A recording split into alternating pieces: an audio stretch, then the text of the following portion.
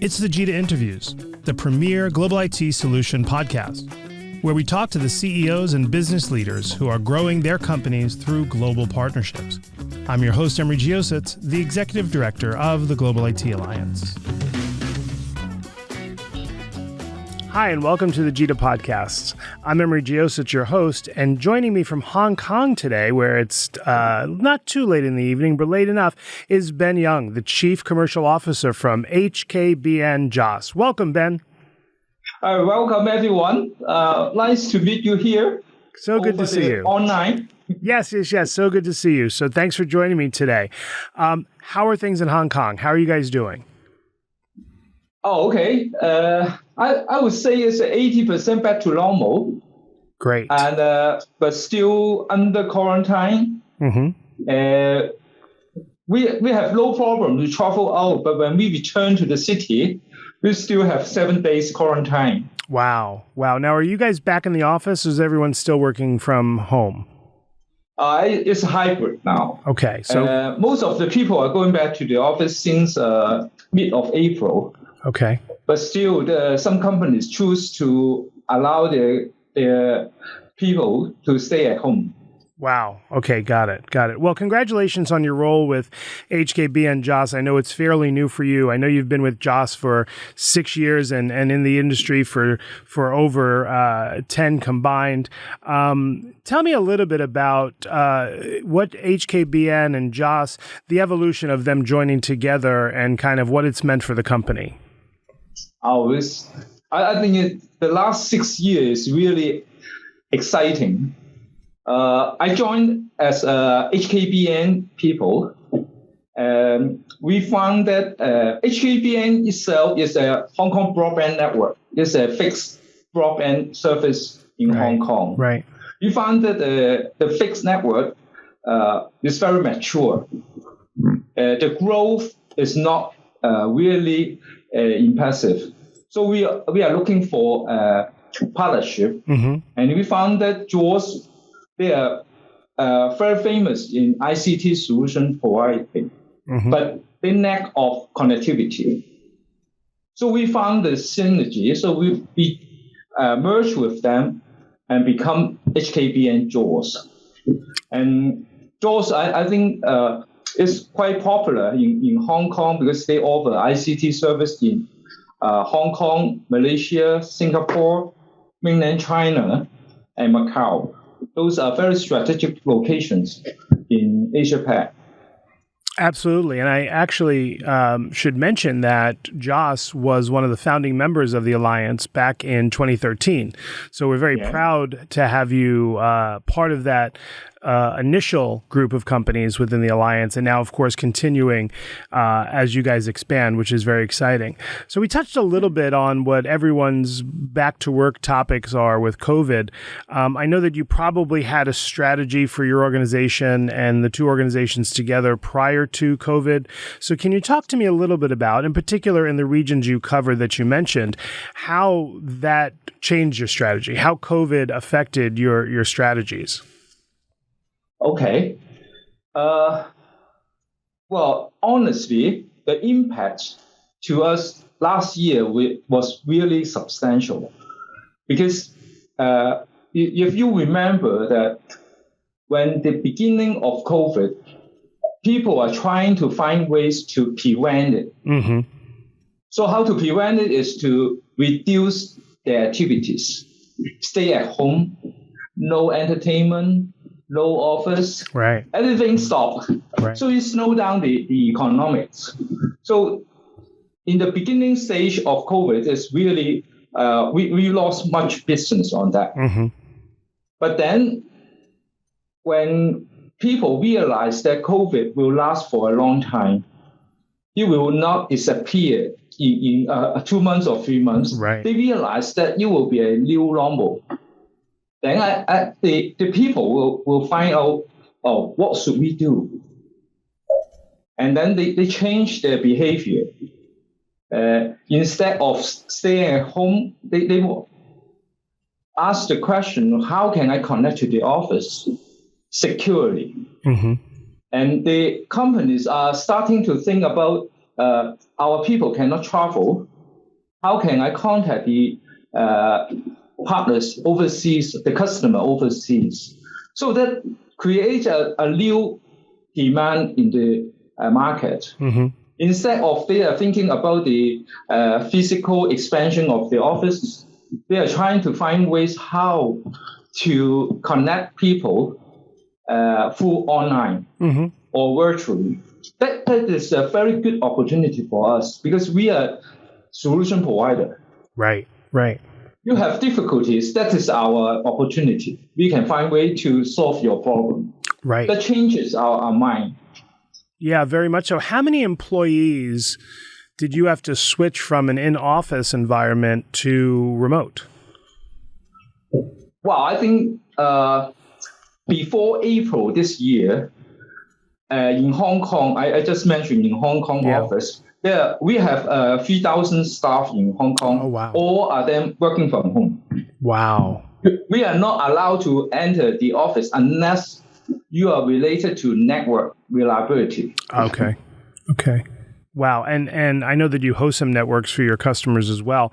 So, when we talk about work from home and other strategy changes you had to make that I'm sure the customers drove more than anything else, are there one or two offers that when you look at it will last long past COVID? This became part of your business model because of COVID. Mm-hmm. Can I stop here? Yes. I missed the last one that you mentioned. Yeah. We can keep the question and then we could just change your answer. So what my question is did you have any offers or things like that you didn't have before COVID that will last past COVID? So is it okay if we take it, if you'll keep my question and then we'll just take it from his answer? Yep. Okay, great. Yeah, so we'll just take it from your answer. Okay. And go ahead. Okay, I think because people, we have to resolve some difficulties, how they work from home or work from anywhere. So we providing them solution on such as go cloud and what's the cloud security and how to help them to store the data over cloud. And of course, when you work from home, how you provide them the connectivity, sufficient bandwidth back to the office. And those are things that our customer asking for.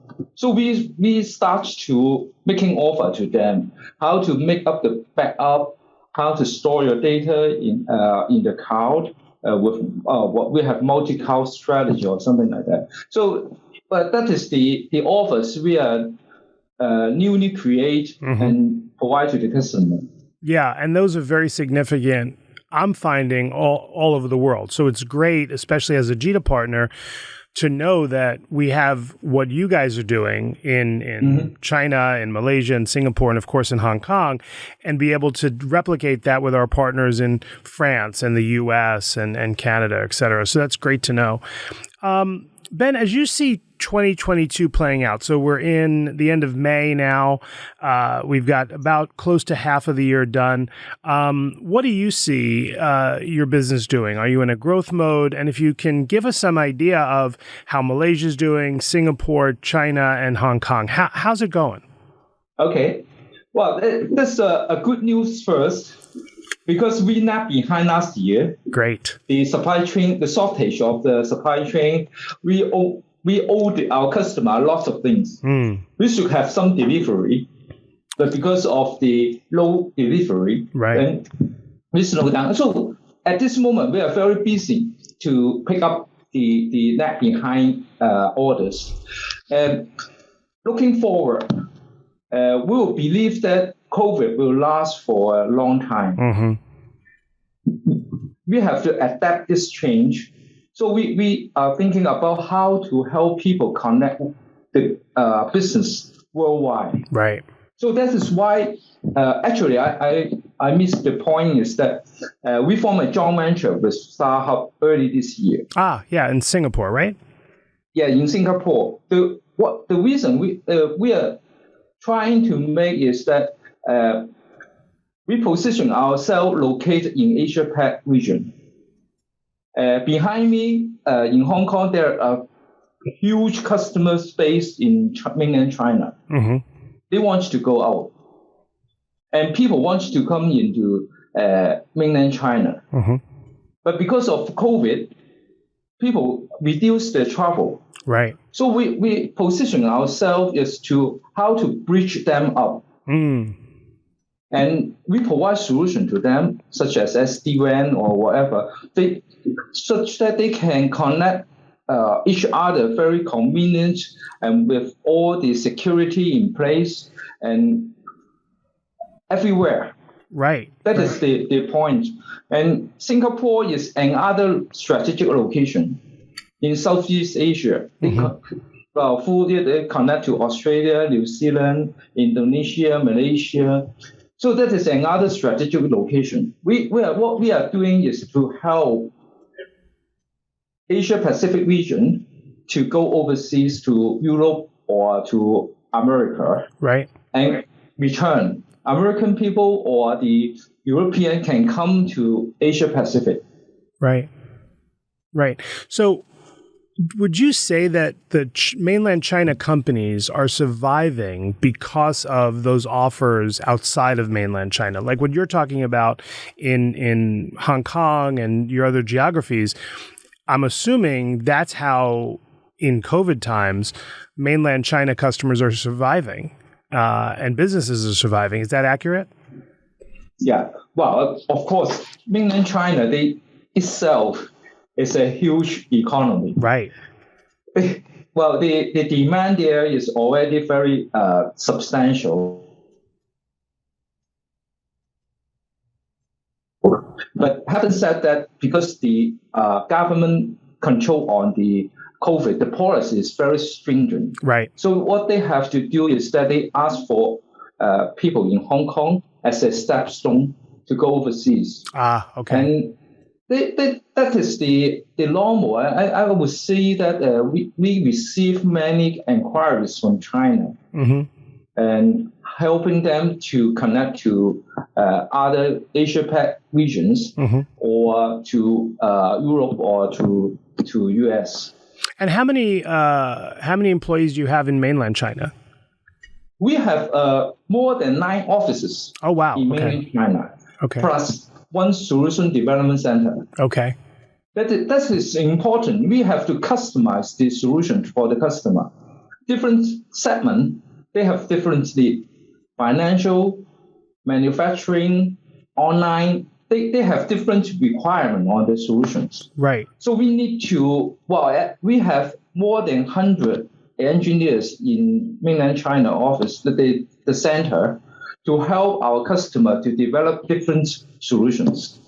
Wow, that's impressive.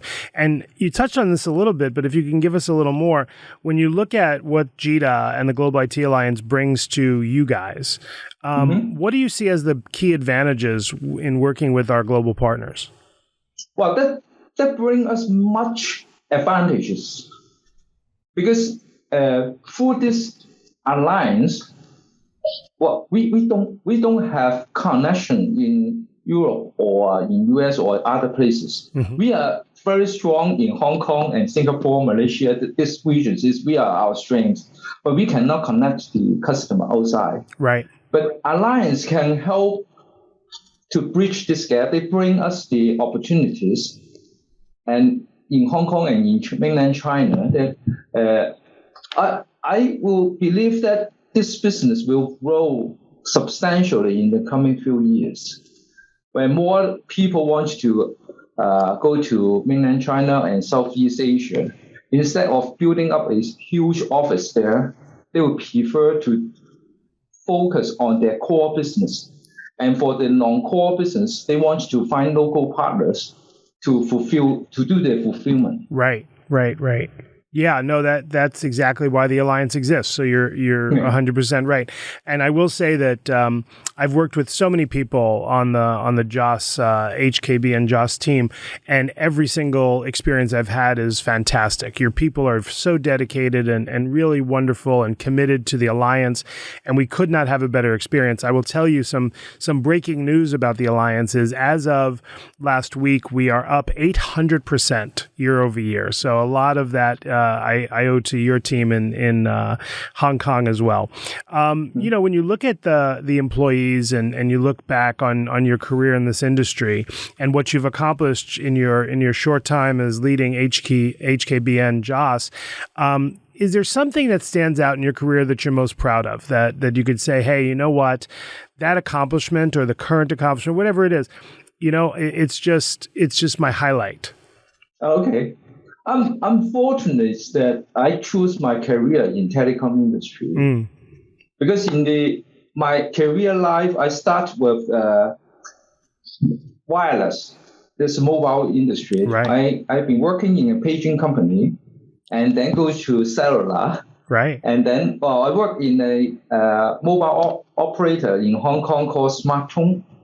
And in SmarTone, I greatly involved in the partnership and development. We partner with Vodafone. We partner with many operators in Asia and forming alliance. And it enriched my knowledge in mobile. And then I will find that mobile alone will not sustain. Right. So that is the reason I changed to HKBN. That is fixed network. Fixed network at that moment is in the past 5 or 6 years, the fiber optics taking up very rapidly. Right. I wire on that wave, and then we survive and we develop very good. And then mobile fixed is strategy, and you will find that mobile fixed alone is not enough. Right. It is, you have to add up the ICT that will provide the end-to-end solution to the customer. And then we can acquire or merge with Joss. But I will think that my career life is complete now. I can see the end-to-end this solution. Yeah. I think I'm fortunate, and also I'm proud of this journey of my life. That's great. That's great. Well, you've seen it full circle, right? You've seen where it started and where it is, and now you can see where it's going. So it's very exciting. Absolutely. So I ask a surprise question at the end of all my interviews with the CIOs and CEOs that lead GITA and our board members. So it's less of a surprise question, just more something of interest. So COVID has subsided, if you can imagine that time coming, and you're able to take your first trip outside of Hong Kong, anywhere in the world. Where would you choose, Ben? Where would you go first? I mean, besides my house for a drink. I'm talking about just anywhere else in the world. Where would you go? Well, in fact, I have a plan to go to Singapore next month. Oh, great. That's the reason that I formed the JV with StarHub. But since we formed the JV, I never been there. Oh, wow. Okay. So I would say that Singapore is my first preferred destination because it's one of the highlights of the company. Yeah. That we can form a JV with a Singapore operator. That's great. I think that's very important for our company to grow, particularly in the global environment. I know that we have so much business coming our way in Singapore, mainland China, and almost every day, Malaysia included, almost every day we have opportunities in that region. So it's perfect. Okay, so that's your travel for business. What's your travel for pleasure? What's your personal place you want to go? That is very good question. I want you to go back to Italy. Yeah. Well, it's clear. Well, that means you like food, right? Well, it's funny because you and I were talking not that long ago about returning to Las Vegas. So hopefully that's back and we get to do that soon. Well, Ben, I want to thank you so much. I know it's late in Hong Kong and I appreciate you joining me for this podcast. I look forward to continued collaboration and hopefully seeing you in person very soon. Yes. Well, I welcome you to come to Hong Kong, but currently it's not really good, but it's not tourist friendly because you have to take a 7 days quarantine. But when this over, I welcome you to come here. I'm really glad to meet every one of you in person because sometimes the pressure is coming from that. Oh, absolutely. When you laugh, when you enjoy the conversation, that is really a part of our life. Yes, I could not agree with you more, and I'm looking forward to that too. And hopefully it's sooner than later. Thanks for joining me, Ben. And thank you for tuning in. Thanks for the... Thank you. And thank you for tuning into the GITA podcast. We appreciate it. Don't forget to check out www.gita.com, as well as contacting your local GITA member. Have a great day. Okay. Thank you for listening to the GITA Interviews. To find out more about the Global IT Alliance, please visit www.gita.com or follow us for more great interviews.